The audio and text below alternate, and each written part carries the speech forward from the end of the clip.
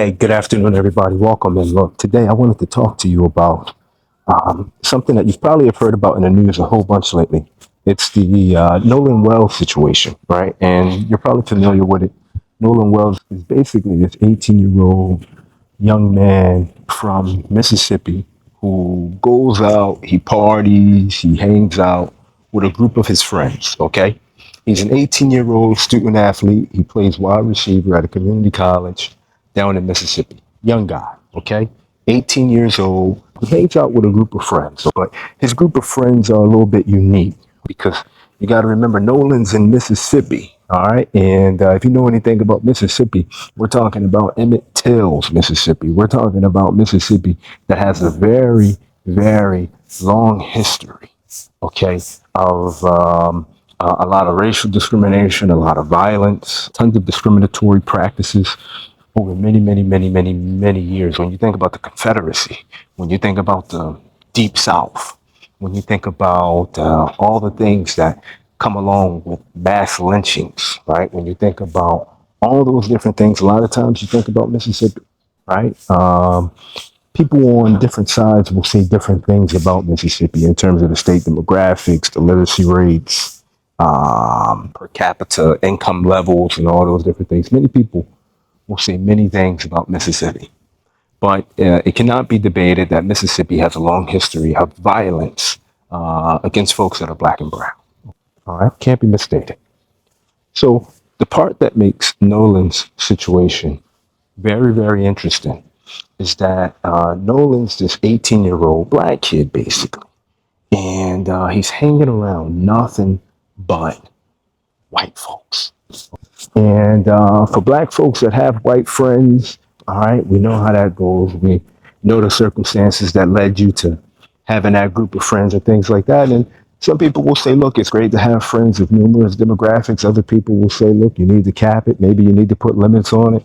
Other people will say, look, do whatever you want. Everybody's completely different in terms of how they approach their friendship groups and things like that. But the thing that makes this case, this incident, very, very interesting. If you look at Nolan, right, and you look at who he was hanging around, his friendship groups weren't just white. Yeah, they were completely white. They didn't have any ounce of diversity or anything like that. And in many ways, we know what comes along with that. We know about the tokenism. We know what it's like to basically be the only one in a group. All right. That was Nolan, basically. All right. And he decided to go out and he goes to an island, right? Horn Island, off the coast of Mississippi. All right. Off the coast of Mississippi, Horn Island, which is a very thin strip island. Okay.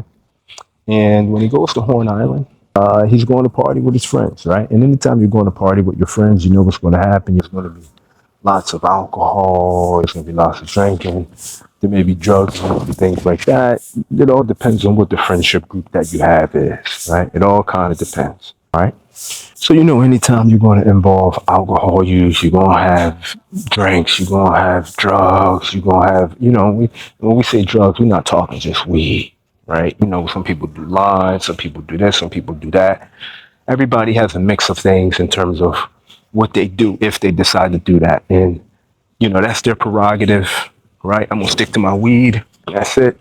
I'm good. I don't need anything else. So when you go to those type of parties and events, you don't really know what you're going to get, right? You never know what you're going to get. And if it's one thing that we know, all right, if there's one thing that we know, it's that when people drink or when people do drugs, they have a tendency. Again, when I say drugs, I'm not talking marijuana. I'm talking that next level shit. All right, you know what that next level shit is. I ain't got to explain it. If you're new here, please like, comment, subscribe. Drop a comment below. Let me know what you think about this case, this incident. Let me know about your experience in terms of sometimes being the only one. Many of us in our friendship groups, some of us, we've been the only one, right? And we know what comes along with that. Nolan was the only one, all right? And he hangs out with his friends, all right? And when he goes and he hangs out with his friends, basically Nolan ends up dead. And We've heard this before. We've seen this before. We know this story. All right. We know how it goes. All right. So Nolan ends up dead. All right. The circumstances surrounding whether it be his murder, whether it be his homicide, whether it be his drowning or anything like that haven't been discussed. All right. But there is some things that have been kind of written in stone, and that's Nolan was left alone on the island by himself, okay, by his friends, right? You got to imagine if you have a group of friends, typically the rule of thumb is to take care of one another, all right? Typically, that's the rule of thumb. Look after each other. You're going to be partying with each other, look after each other, all right? That's the rule of thumb. Nolan's friends didn't do that. Remember, we're talking about this in the context of Mississippi, Mississippi. All right, we're talking about this in the context of Mississippi. So we can't forget about that, right? We can't underestimate that, okay? When you think about the Nolan Wells situation, when you think about the friendships that you've had, when you think about maybe how some of your friendships have had to evolve, right, to become a little bit diversified, right, i.e., it may no longer be acceptable for you to be the only one in your group, okay? Because again, we see what comes along with that, right? Repeated patterns of disappearances, repeated patterns of murder, whether it be, homicides, all those different things. We see repeated patterns of what happens and what comes along with that, okay? For the mothers out there that are raising young black boys, young black girls, you got to ask yourself, right? One, how do you advise your kids on what they should do in terms of their friendship groups and things like that? How do you do that, right? What do you tell them? What do you communicate to them? What do you encourage them to do or not do? Because all those things are going to play a part, right? I think the other piece too, right, is when you think about these murders, when you think about these disappearances, when you think about how these people just mysteriously go missing, you also got to ask yourself, would you be better at home? Would you be better back at home in the land that really does want you to return? Would you be better off in the motherland? Would you be better off amongst your own? Now, that's a question, of course, you have to decide upon. It's nothing that you can learn from this video. It's nothing that you'll be able to pick up from a book. It's something that you have to reflect upon and think about.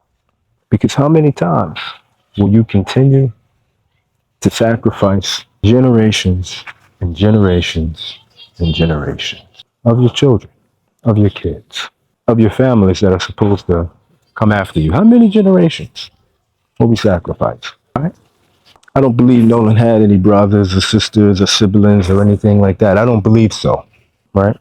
And sometimes parents of older generations, they have a tendency to be happy sometimes about the tokenism. And I don't want to generalize too much, but there are some segments of folks within our community that are very happy with the tokenism. But just remember, if you're going to embrace that tokenism and things like that, remember, it can be deadly. It can be costly. It can be very costly. Ask yourself, are you better off in the motherland? How many times will you continue to stress about these different things? How many times will you let these things continue to worry you? Not to mention, if I've heard about this in Africa, you've certainly heard about this in America. And remember, that stress begins to compound. That stress begins to inundate you. That stress begins to just overwhelm you. And it gets to a point where you're at capacity. You're just at surge capacity. You no longer have the capacity to continue to take on these repeated traumatic events over and over and over and over. Because it's not just that you're taking them on. Anytime you read it, anytime you read a comment section, anytime you come across it in terms of a social media post or anything like that, that's you consuming that information. So whether you say you don't listen to the news or you're not engaged with politics or anything like that, in many ways you still are. In many ways you still are. You still are. Whether you want to admit it or not, if you're aware of these different things that are happening within our society and in our world, it consumes you in many ways. So you have to ask yourself, are you okay with that? Do you want the consumption to continue to be a part of your life? And if you don't, tell yourself to come on home. Tell yourself to come on back. Tell yourself to return. Tell yourself to remove yourself from the equation that is America. Get your ducks in order. Get your finances in order. Get your mental health in order. Get your personal health in order. And think about what the future could be. Because again, if you don't think about it, guess what, baby? It ain't never gonna happen. Rest in peace, Nolan Wells. I'm really sorry about what happened. And I hope that whoever committed those acts are brought to justice, right? And rest in peace always. I pray for your mother. I pray for your father. I pray for you. I pray for your family. And I'm deeply sad that tough lessons had to be learned. And I just pray that all those after you do not have to face that same or a similar fate. Come back home to Africa, y'all. Help develop the land. Help build. Commit yourself to enterprise. It doesn't take much, but it takes a commitment.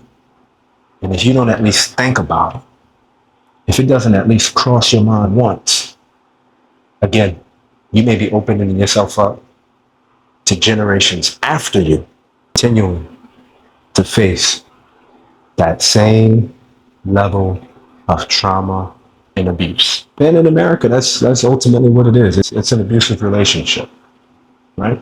He may do this and he may do that, but he slaps you, he beats you, or he cheats on you. That's America, right? And many of us that feel sad about our experience being there, we know that, but like many of us have done in previous situations and circumstances, we make excuses. Don't make excuses for being in an abusive relationship with America. At some point, decide to walk away. Remember, walking away doesn't just happen overnight. You gotta think about it. You gotta reflect upon it. You gotta game plan it. And then eventually, what time, baby? You take them keys and you walk away. I love y'all. Rest in peace, Nolan Wells. I'm really sorry.